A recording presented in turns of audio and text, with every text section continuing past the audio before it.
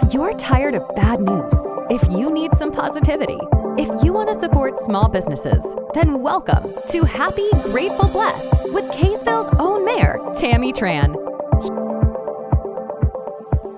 Hi, my name is Tammy Tran. I'm currently running to serve as second term as the mayor here in Kaysville City. It has been an honor and a privilege to serve you for the last almost 4 years. I had the privilege of serving on city council before that and planning commission for a couple of terms. I absolutely love Kaysville. I love our city. And I wanted to make sure that during my time living here, I do something to try to make a difference and try to leave Kaysville better than I found it. I've been asked questions over the last couple of years, such as, why are you doing this? Don't you have anything better to do? I've been asked why I would want to put myself out there. And the answer to all of those questions is pretty much the same. It's because I really feel like it's my responsibility to give back. I was born in Seoul, Korea, adopted as a toddler, and I love being an American. I love America. And only in America can you have an opportunity like I've had, the privilege of being born in another country, being given up for adoption, being adopted by an incredible family, and then having the opportunity to run for an elected office. It's a heavy responsibility and one that I take very seriously. As your mayor, I'm very proud of a couple of things over the last couple of years. I feel like we've been able to increase communication with our community. We've been more transparent. We've had more opportunities for public engagement. We've had many more opportunities to have cottage meetings and town hall meetings and workshops. We've done everything we can to get as many people involved in the city as possible. I want you to know what's going on. I want you to know the decisions and the questions and the thoughts that we're having as we plan for our future. I'm very committed to protecting our neighborhoods and our communities. I'm very committed to preserving our heritage. For those that have come before us, I have the utmost respect.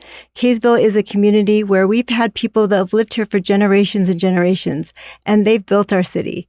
And we are the benefactors of an incredible place to live. And so I want to honor that. I also want to make sure that in Kaysville, we provide for the future. We plan for the future. None of us want growth. We don't want to see a lot of cars driving around. We want to be able to be walkable and safe and have parks and places for our kids to play. But yet growth will come, mostly because most of us have raised our families here, and our families and our children want to live here. And so I feel like as the mayor, it's my responsibility to lead out as we prepare for the future. There are certain types of businesses that will be great here in Kaysville, and there are certain types of businesses that are too big for Kaysville, and that's okay. Many years ago, we decided as a community that we wanted to be a bedroom community, and that's what we want to stay true to. Over the last couple of years, we have approved some townhomes because we do realize that not everybody wants a half-acre lot. We've approved 2 apartment buildings that will be built along I-15 over by the IHC building, and they are yet to be built, but they will come in the next year or two, and that will provide opportunities for people who do want to rent, and our kids who are, just out of school and just starting their lives, and people who maybe have gotten divorced and want to stay in the community and stay near their kids and be near their kids' schools. So it's important for us to be able to provide for people who live within our community. I do feel very strongly that as a city, we don't need to change who we are to accommodate for people who want to move here from outside Kaysville. Kaysville is doing its part. We're doing our part to be good community members, good county members, good members of the state of Utah. We want to do our part to be collaborative. And as the mayor, I've had an opportunity to serve on various boards and commissions. And initially, when I was asked to serve on these boards, I serve on the State Cybersecurity Board. I'm currently the chair of the Davis Council of Governments. I am the chair of the Davis Loan Fund. I'm the chair of Davis Technical College's Board of Trustees. I'm a past chair for Lakeview Hospital. I'm a part of a lot of different organizations. I'm on Mentors International Board. I get to serve as a board member for Centerpoint Theater. I'm also on the executive committee for Top of the Hat Military Affairs Committee. And I'm not telling you this to brag. The reason I'm telling you this is because the opportunities to say yes to these when they come to me have been very beneficial for Kaysville. If Kaysville has a seat at the table, we know we're not on the menu. We know that we're part of the conversations, we're part of the discussions. The decisions that are made regionally affect our city. The decisions that are made at the state level affect our city. Davis County has local organizations. The Davis Chamber of Commerce has a legislative affairs group. I'm a member of that group as well because I care about economic development. And everything that we can do for our own city benefits our county and then ultimately benefits our state. There have been a lot of questions about housing. How do we feel about density? A lot of people here in Kaysville want to keep single-family detached homes the primary focus, and that will always be the focus here in Kaysville, and that is what we're true to. Kaysville is a community full of homes and families and churches and schools. Those are our priorities here. We're a community of relationship-based, neighborly interactions and friendships. We love each other, we take care of each other, and we look out for each other here. I want to make sure that that continues, and that continues through collaborative communication, making sure that we listen. A couple of years ago, about 5 years ago, I was very committed to this idea of I was very focused on this idea of creating a community redevelopment area. And that is where you allow other taxing entities like the school district, like Davis County, like Mosquito Abatement, some other organizations to contribute to the economic growth of our city, where they take a tax deferment for a couple of years and invest that money in our city. I still think it's a very important thing to do. It will help us to help current businesses make their businesses better, grow their businesses. It will help attract businesses that we feel are appropriate for Kaysville to want to be here. We spent a lot of time on it, years and years, 5 years in fact, and I was very committed to it. And then after having some open houses and some town hall meetings, I heard from residents, and I heard that maybe they didn't want their homes and their properties included in this redevelopment area. And I listened. And I'm grateful that our city council listened as well. And so based upon that feedback, even though we felt like this was the right thing to do, we decided to change plans. So we canceled the entire plan and we're starting from square one. We're starting back from scratch. We're going to, again, ask for community input. We're going to get your opinions. We're going to find out what you want. And we're going to be responsive to that because we are a small town and that's what we do here. We listen. Another couple of things that we were prioritizing. When I first came on to City Council, there was a lot of conversation about the old library, the rock building on Main Street. I'm so committed. I love that building. I would love to save it. Over the last 5 years, I've realized how much it costs. We put out a bid to see if we could have a public-private partnership to get some input for some private companies that would invest money to fix that building, yet allow the city to own it. We had proposals for a food hall, for a bridal center, for a bank, for an office building, for apartments. We've had lots of different entities, lots of different groups look at it. And at the end of the day, the project doesn't pencil for them because it is very expensive to repair that building. That building will cost now about $3 million. Had we done it maybe 8 years ago, it would have been maybe $1.5 million, which was expensive back then, but now it's even more expensive. So in order to be responsive, as much as I love that building and I'd love to save it, I want to make sure that we are frugal and prudent and fiscally responsible with our tax dollars. So this will be on the ballot for next year. We're going to ask our community, do you want us to bond to save that building? And then what should we use it for? There might be people that will have strong opinions both ways, but we want the community to weigh in and share their thoughts. So you'll get to vote on that. Another thing that we've been talking about is building a West Side fire station. Currently, our response times are still within healthy ranges, but it does take a little bit longer to get to the West Side when we have emergency needs, when we have paramedic needs. Now, amongst our community, our county, we have mutual aid agreements. So if there's a call in West Kaysville and Kaysville City Fire Department, Paramedic Department can't get there soon enough, we will get help from other cities who will get there faster than we can if that's the situation. So I want you to make sure that there's no safety issues, but we do want to plan for the future. We have property identified that the city owns in West Kaysville where we could build a fire station, and we are planning to do that. It will cost about $1.5 million a year to staff that as ongoing expenses.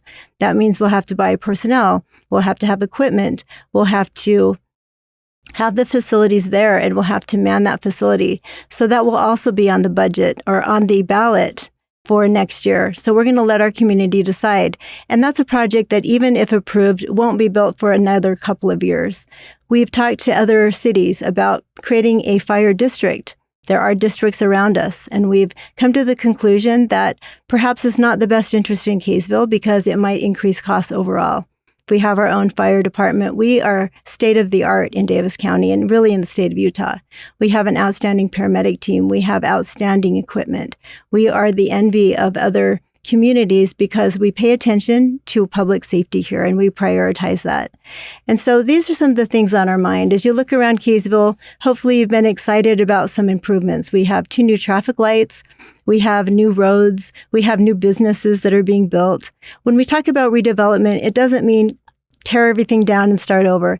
It means as property owners decide to change the use of their facility or their building or their property, they can do so. And so we're really trying to make it clear so that people know the plan moving forward. And that plan involves you. So we've reached out, we continue to reach out to create a new Main Street plan. What do we want to see on Main Street? What kind of businesses would you like to see? How can we change it so that we're not the city that people drive by? We want to be the city that people come to, want to be here, spend money in, and enjoy living here. We want to make sure that it's a thriving community. My husband loves the fact that when people say, "Where do you live?" and he says Kaysville, people are pretty impressed. He loves that because that is what we love about being Kaysville. We are very unique. We are a special community, and we're a place where people live and raise their families and want to stay and continue to have their families be raised here and their children to live here. And so as mayor, these are the things that we're working on.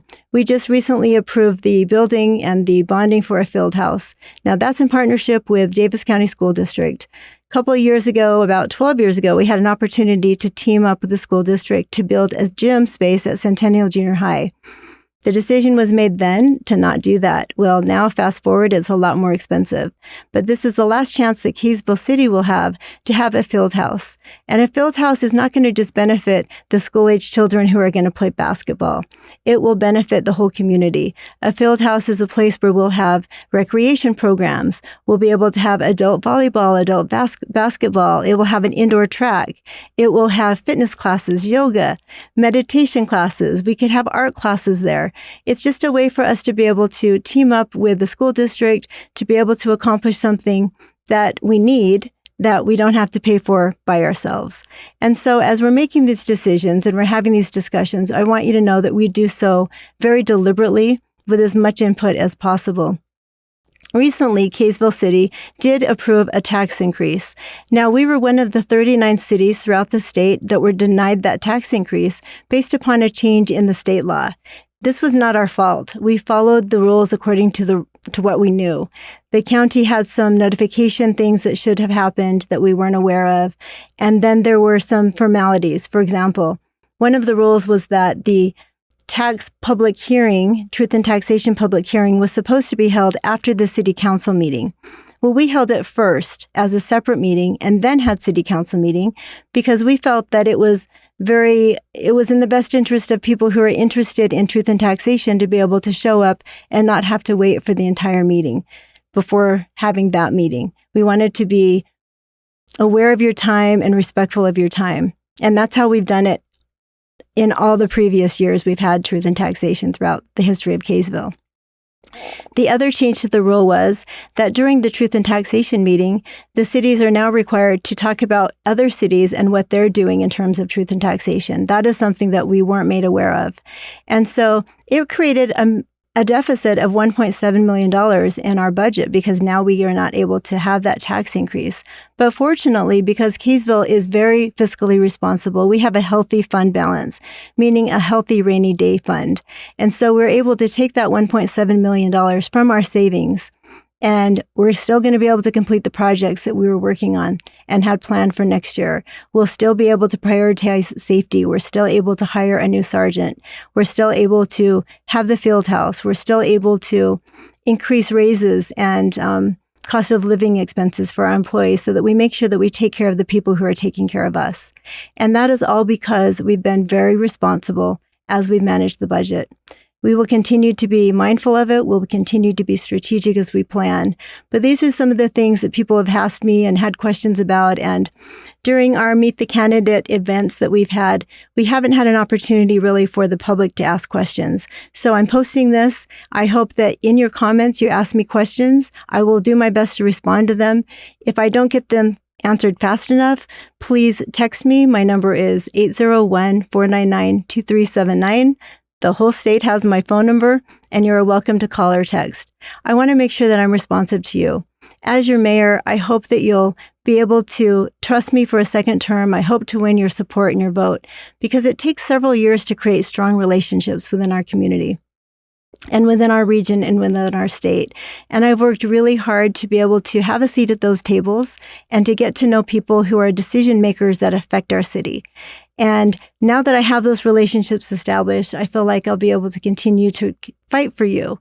I might be short and small in stature, and I might smile a lot and be really polite, but I'm not a pushover. And I want you to know that. I will work hard for you, and I'll continue to fight for you, and I hope that I can earn your support. Thanks. To all my podcast listeners, thank you for listening. I really appreciate your feedback and your support. If you like what you've heard today, please share it with a friend. I'm on YouTube and Instagram. Please leave comments and please leave suggestions for future guests. And most importantly, subscribe. Thank you.